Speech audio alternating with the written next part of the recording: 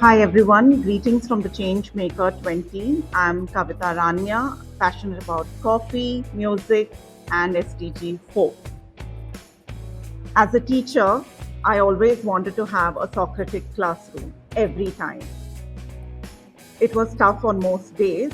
I did not know how to do the skills well. But today, we have an expert in the field. We have Monal Jayaram. She's an expert on curating education for 21st century future ready schools.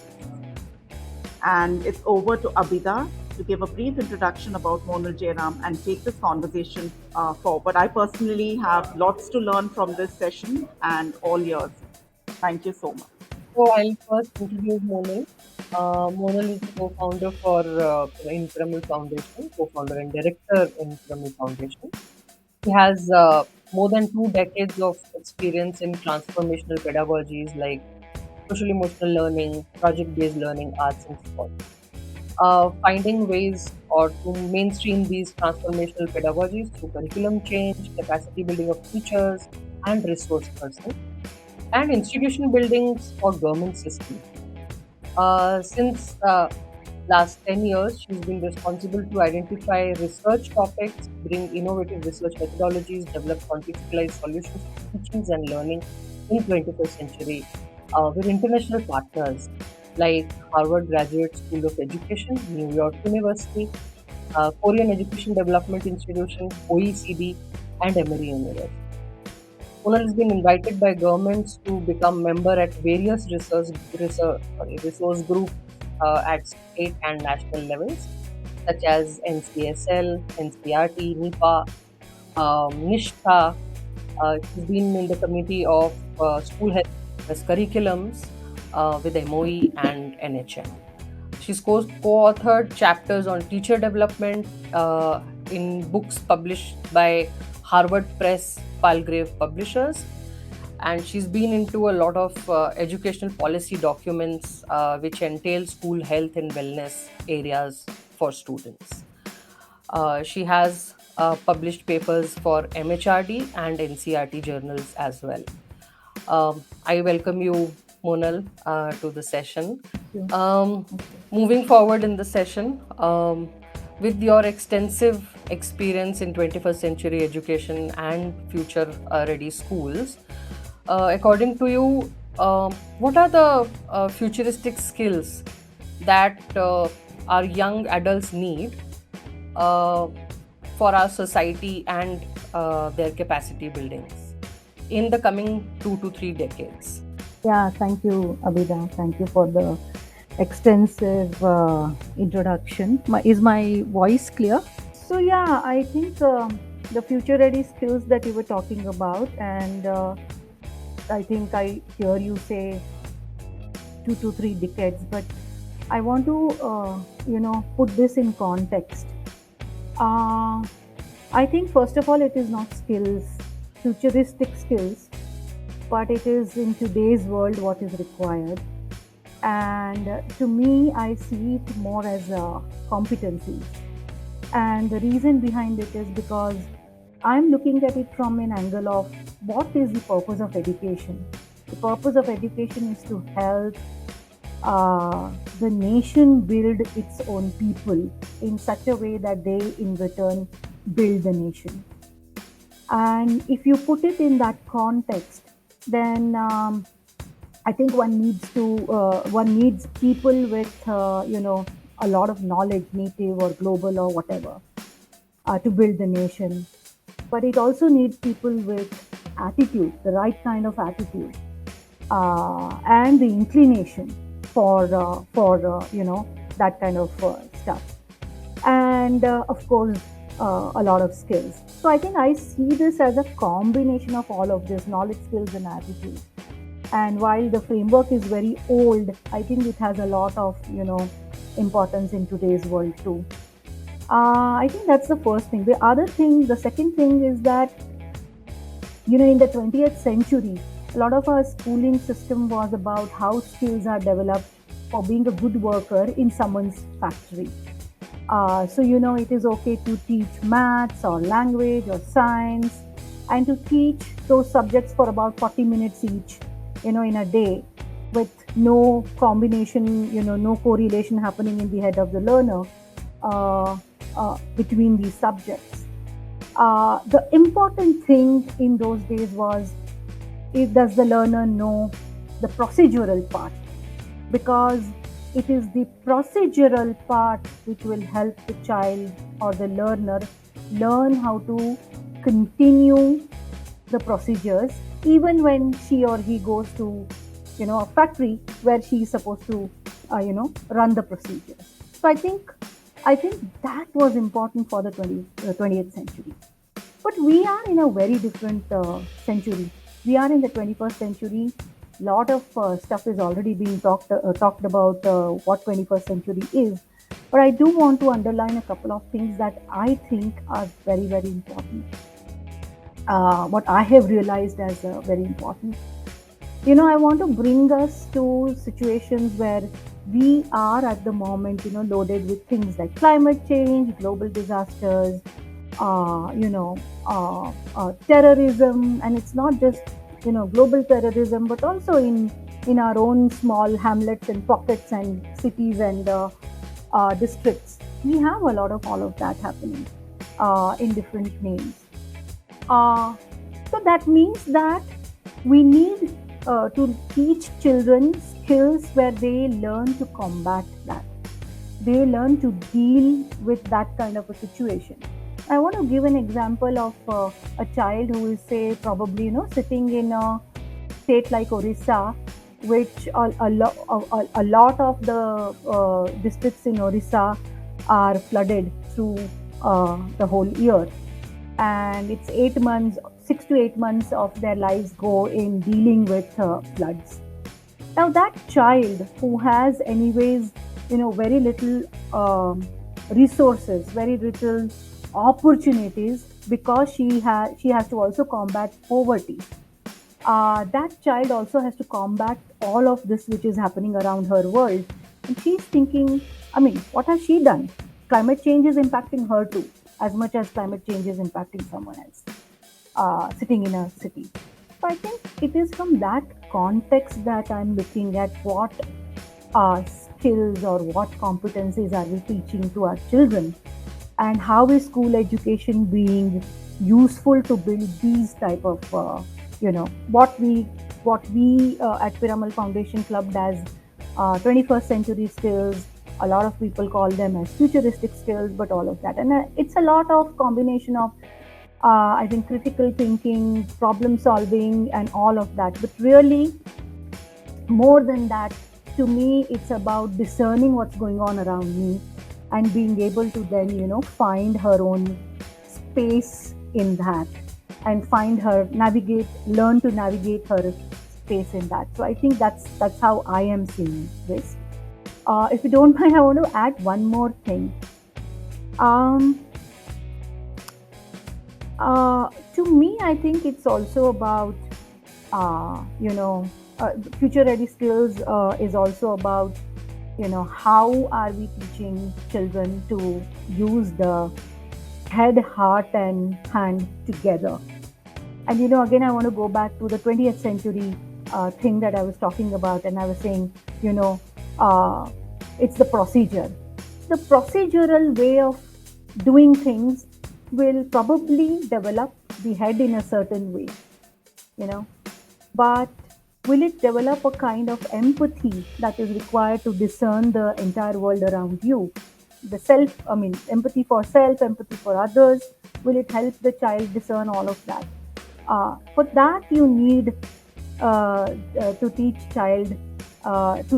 children how to, combine these three things together. And how does your action, by hand, what I mean is, how does your action, uh, what are the choices you make as an active citizen, or as an entrepreneur, as whoever you are? What are the actions? What are the choices you make as actions? To build the nation that you're responsible for. So yeah, that's how I'm seeing this whole piece. Thanks, Monal. This was, Yeah.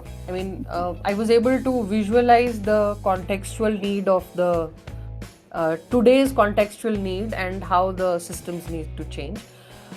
Could you please provide some examples that you've come across, or you've innovated to see how these can be, all these nuisances can be put for the future ready systems and for making the students ready, as you're talking about? Can you share a few examples of such innovations? So I think I'll take examples from some of the work that we've been doing, and I think there were a lot of choices we made because when we set out, and a few years back when we researched, we realized that in the middle of all of this that I was describing, there's a lot to do. And so we kind of decided to focus on a few things that we believed are the most essential for teaching the children. One of the important things that we picked up was how do we train children in being more empathetic, being learning to live a compassionate life, and becoming probably the ambassadors of compassion. So we have actually engaged with the Emory University to bring the social emotional ethical learning to India, and we're doing a lot of work in that. And I want to share a little bit about it, where I think what we realize is that uh, it is this whole piece of being able to recognize what am I doing with others with my responses, and it is also to recognize what is it, how is it that I am building myself through those responses. So this whole interdependence between how myself and how myself is with others is actually getting built when I'm seeing what is happening on the ground while using social emotional ethical learning. And then there is also this ethical discernment.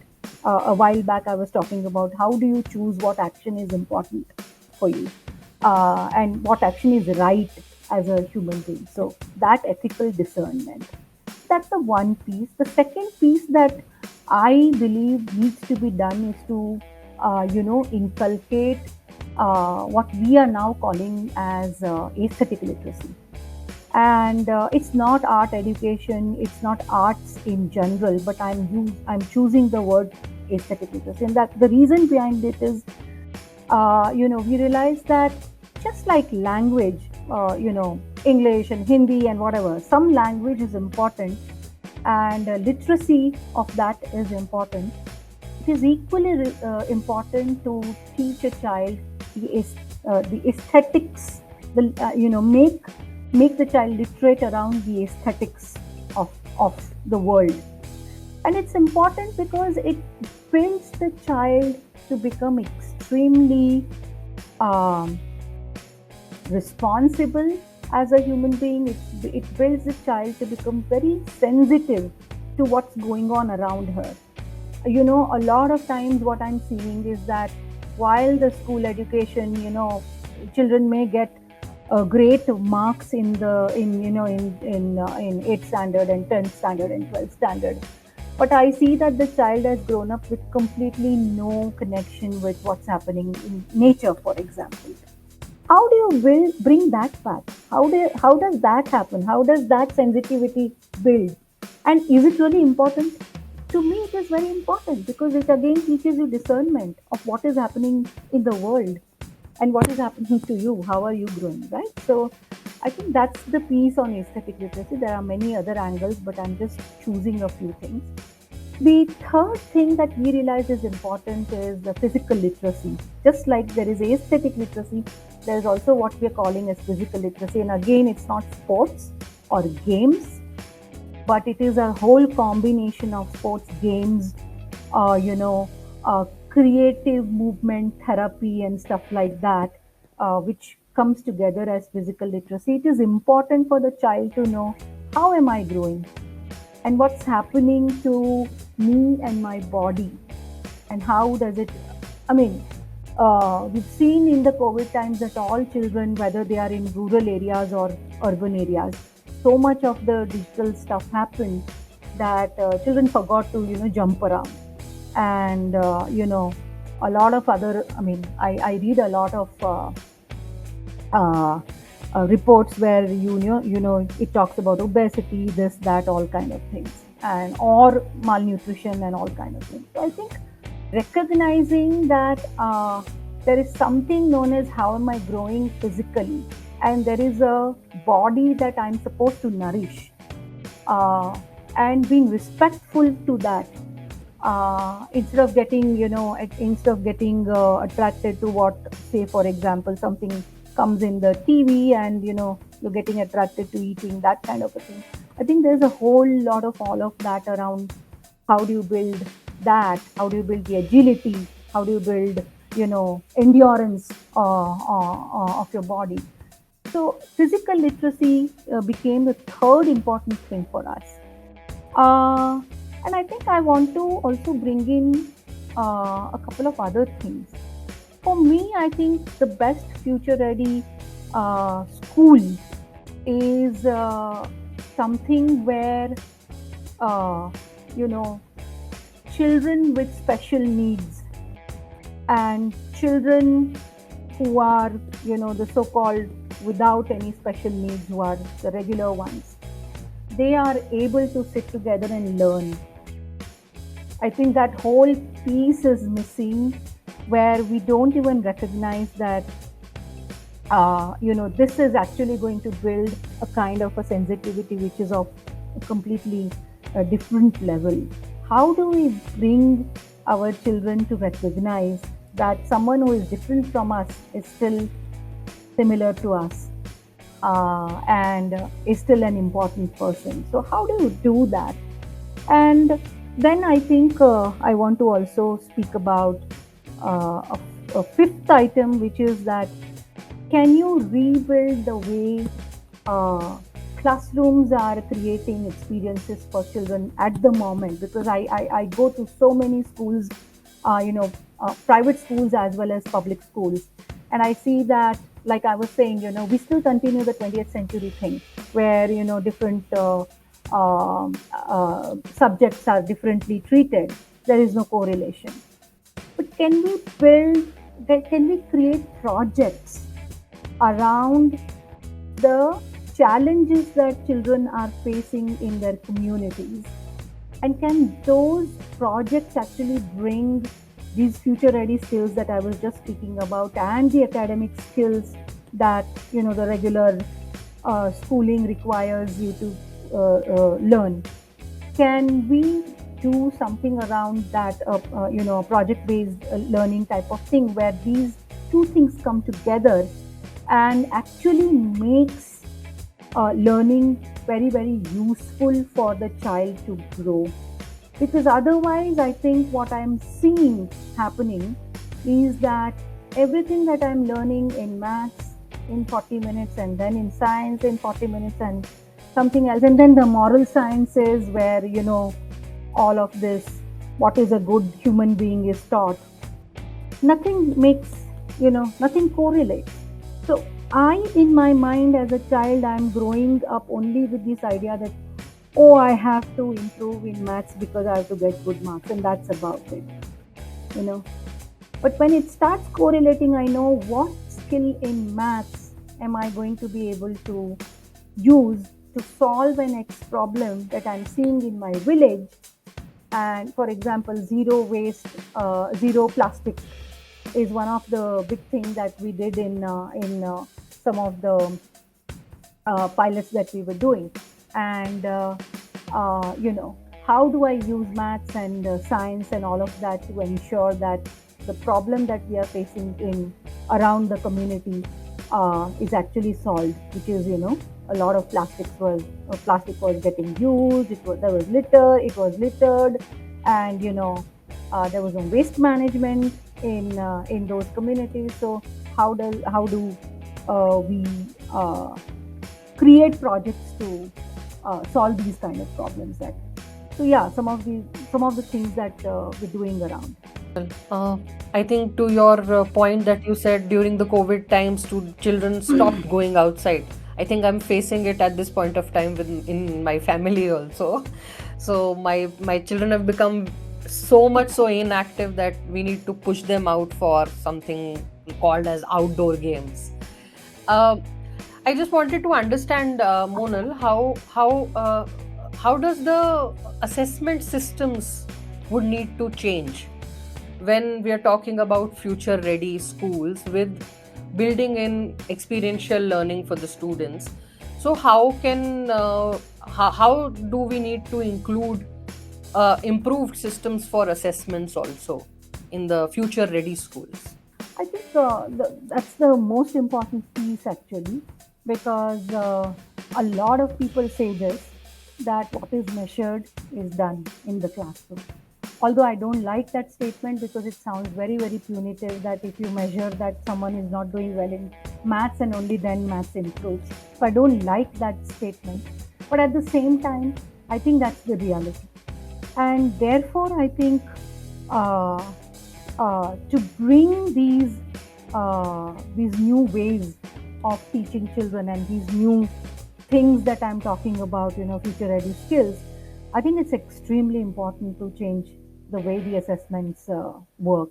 And a lot of our initiatives are actually around that, where we are actively looking at, we are actively researching, we are actively working with a lot of partners who are, and we are piloting with them what are the good systems for, developing assessments around these. And definitely, I think it's no more the pen and paper, that which tests the rote, that which was written in the textbook type of thing, because you have to create, you know, uh, you have to create cases.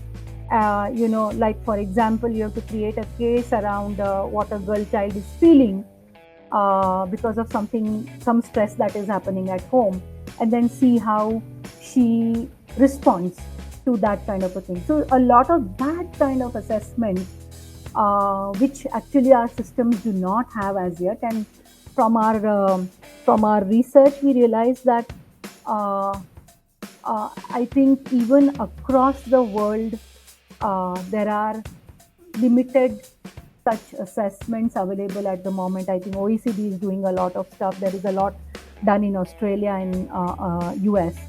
But each country will have to, what we learned and realized was also that each country will have to go into the depth of how do you develop these kind of assessments, which assess things like critical thinking, things like problem solving, things like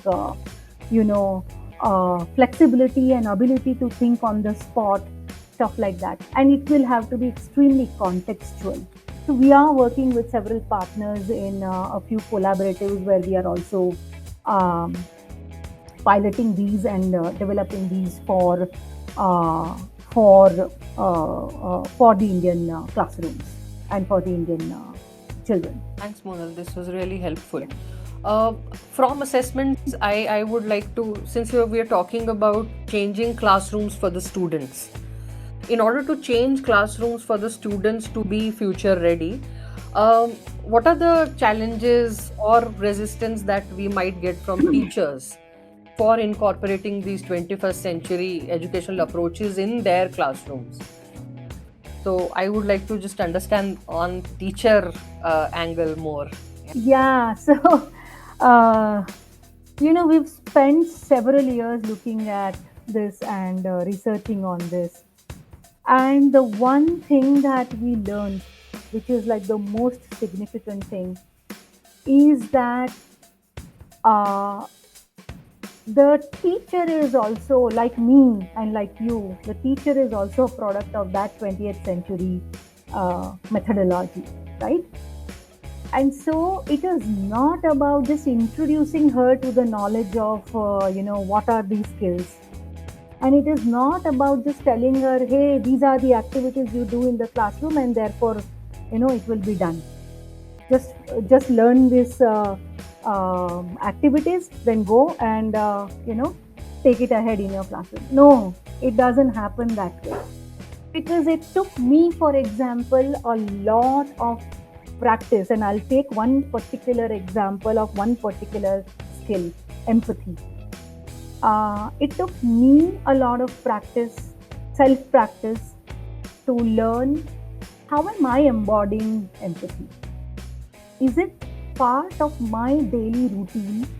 Is it part of my daily, when I'm working with my team members, when I'm working with whoever, or when I'm at home?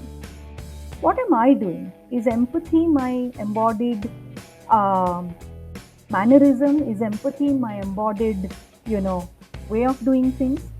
I had to do a lot of that kind of what we the word we often use is self transformation, and I think that is something which we learned even for teachers, that to be able to take future ready skills or futuristic skills ahead, the teacher will have to unlearn a lot of stuff that she has learned in the past and relearn a lot of new things. You talk about empathy, you talk about entrepreneurial skills. I mean, if I am a risk averse person, how am I ever going to, feel entrepreneurial? I'm never going to feel that. So I think it's a lot about readjusting your own, in your own brain, how you are defining yourselves first. And that, I think, that is a journey that we need to take our teachers through. And a lot of work we've done over the last few years is, I mean, we keep calling it as teacher professional development and all of that, packaging in different ways. But really, a lot of that is about how do we help teachers unlearn what she knew in the past and relearn some of the things, re engage with her own self, and rethink what is valuable to her first, and therefore, then take it to her classroom. So it's a complete journey. Thanks, Monal. Yeah. Since we are talking about teachers, so I understand, since you've been into government systems a lot, how would you differentiate the challenges and thus the interventions with teachers in, let's say, a rural setting and teachers in urban settings? Should there be a difference, or one package solves for all? Is something that you would like to recommend? No, so I think, see, we have to recognize that, and I'm going to, specifically take a position that most teachers that I have seen and met are women. So I'm going to speak from the women context. Um, without sounding gender biased, I'm going to speak from that context. And you have to remember that, you and I and a lot of us, we come from a system that is, which is traditional in its setup. Uh, and the society that we live in, there are multiple things happening. One, the society that we live in has a certain traditional setup, and therefore there is a lot of gender based ways of looking at things. Uh, or rather, gender based differentiation ways of looking at things. The second is that, a lot of schools, especially the public schools that we work with, I know, like I was saying, some kid in the village in Orissa. Now we have to also imagine the same kid is being catered by a teacher who is also in that village, in the remote village in Orissa, and she is almost alone there. There are, just like the girl child doesn't have opportunities, the teacher also doesn't have enough opportunities or exposure. So that's the second problem that she often faces. The third problem that I have seen that the teacher often faces is the fact that, just like she comes from a traditional, almost punitive type of society, where her father decides for her brother decides for her husband decides for her. She also is working in a system, in an education system, which also, where also the social norms are seen. They kind of extend, whatever our society is, it extends to the system that we are working in. And so what happens is that I have seen often that the system is not necessarily conducive to the teacher's growth. And it's not that the people do not intend to, but that's the way it has become. Because, like I was saying, what happens in the society, it kind of enters our system too. It enters the classroom, it enters the school, it enters the system, the education department, and all of that. So, what happens is that the system, therefore, is extremely punitive. So, one of the examples I want to use here is, if I'm trying to create a fear free classroom, where children are not scared that they are going to be beaten up, or they are going to be, they're reprimanded for something. I think the teacher can pass that on only when she is experiencing it in uh, her own system where she is existing as a professional. Uh, and that, how does the culture of that education department or that setup change to become more conducive for the teacher to feel, welcomed, for the teacher to feel completely at home and, happy. I think that is what I'm very much interested in. And in that context, I think there is no difference in what a rural teacher experiences or the urban teacher experiences, because it is the same societal mindset that is actually, impacting us all who are part of that system. So I think one thing that we discovered or realized is, and we call it the leadership development. Really, I mean, that's how we, kind of gave a kind of a name to the package. But really, what we do in the leadership development of the officials and of the teachers is that we try and help them find their meaning, learning, joy, pride from their roles. So my role as a teacher is with those, 20 children or 80 children or 200 children. And what is the value, you know, that meaning making, if I'm making, then I'm probably more joyous and more, respectful of my own work. And similarly, my role as an education officer is about creating that meaning, learning, joy, pride for that teacher so that she can pass it on to the children. So, therefore, how do I change my behavior? And that self transformation that I was just talking about a while back, it actually applies for the education official also. So, that's one whole piece. I think the second piece is about um, how is the governance set up. And a lot of us, I have seen this happen often and often and often again. In the beginning, we observed that when, I mean, this was the research through the, I mean, enlightened us that, you know, uh, not many people in the system would probably know what needs to be done. People know what are the changes. So, say, for example, NEP 2020, what does it talk about?